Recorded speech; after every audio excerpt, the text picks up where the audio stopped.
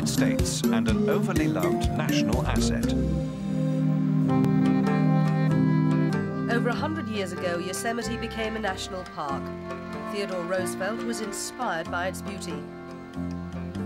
Indeed, the whole concept of wilderness parks for the people, a national park system, originated in America and has been adopted by more than 100 nations.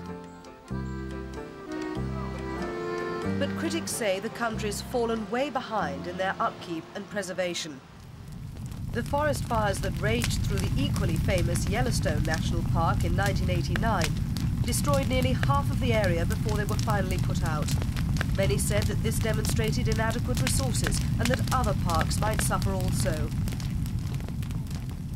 Magnificent sites like this in Yosemite attract visitors and their cars from across the United States and from all over the world. The healing sound of water on rock is what attracted early conservationists. Whatever today's visitors are looking for, this is what they find. In 1992, Yosemite gave host to almost 4 million visitors who wanted to get away from it all. Parks, once seen as sanctuaries from city life, are instead becoming like cities themselves. And along with all the people come all the urban problems they're trying to escape: pollution, traffic and crime. Last year, the National Park Service logged 7,800 incidents, including car thefts, assaults and homicide. In Yosemite, a ranger was shot.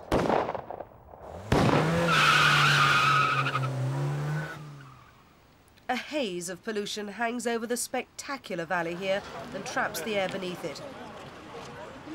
First-time visitors don't see it, but for those who've been coming to the park for years, like tour bus driver Dan Kraft, it's a different story.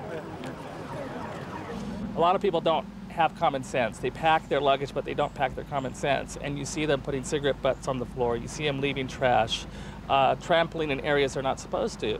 And this place is not going to be beautiful in another five years. For the moment, it still is.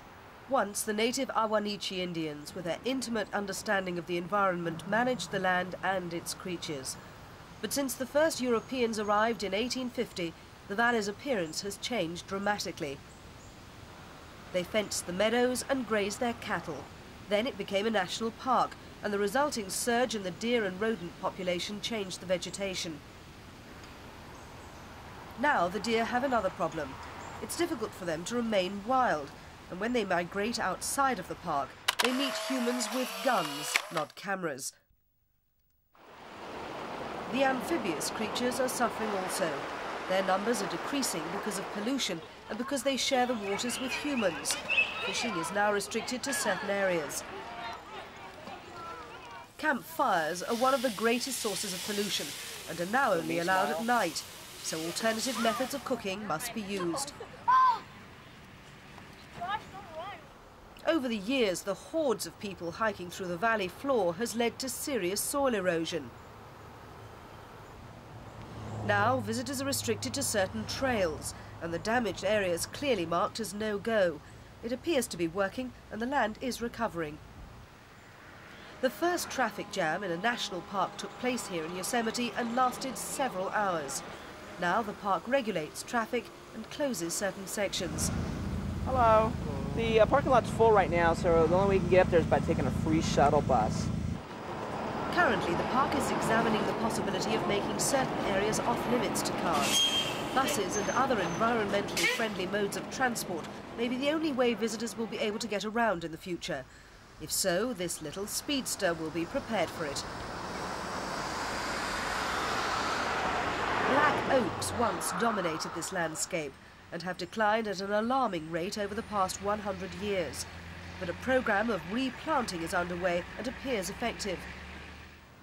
However, visitors to Yosemite and other national parks will find fewer campgrounds open, shorter visitor entry hours, and fewer rangers on patrol. Cutbacks are being ordered because of a budgetary shortfall of $40 million, partly the result of decreased federal funding. Yosemite is leading the way in limiting public access, and restoration projects across the system are working. But increased funding is necessary to protect this national legacy for future generations.